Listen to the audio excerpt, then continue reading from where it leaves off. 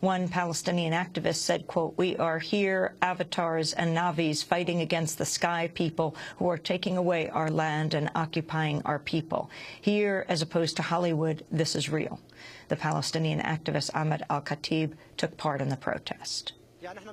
We do not expect an Israeli court will give us more than what we have got.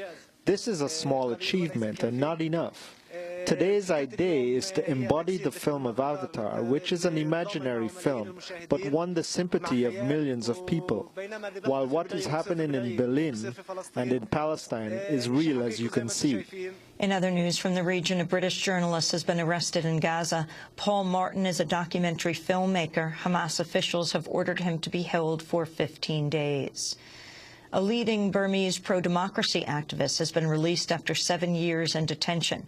The 82-year-old Tin Oo helped found the National League for Democracy with the Nobel Peace Laureate Aung San Suu Kyi, who remains under house arrest. Meanwhile, UN Human Rights Envoy Thomas Ahaya Quintana arrived in Burma today for a 5-day visit to evaluate the progress on human rights in the military-ruled nation.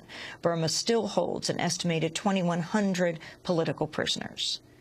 In science news, new research shows the world's oceans are becoming more acidic than at any time in the past 65 million years due to increasing levels of greenhouse gas emissions.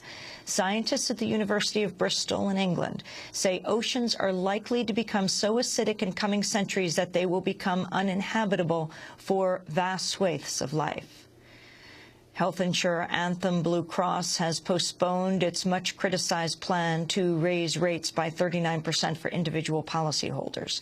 Anthem is a California-based subsidiary of the health insurance giant WellPoint, which earned $2.7 billion in the last quarter of 2009. In labor news, one of the nation's largest forestry companies has agreed to pay $2.75 million to settle a lawsuit filed by more than 2,000 foreign guest workers. The immigrant workers said they were cheated out of the wages they earned planting trees for the company's Superior Forestry. It's one of the largest settlements ever reached under the Migrant and Seasonal Agricultural Worker Protection Act.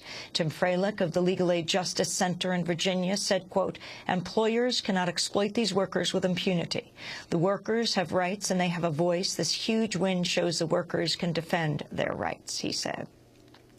And in Florida, over 2,500 people gathered on the state's beaches Saturday to protest offshore oil drilling in an event called Hands Across the Sand. Protests were held on over 60 beaches across the state. Florida is considering lifting a 20-year ban on offshore oil drilling. And those are some of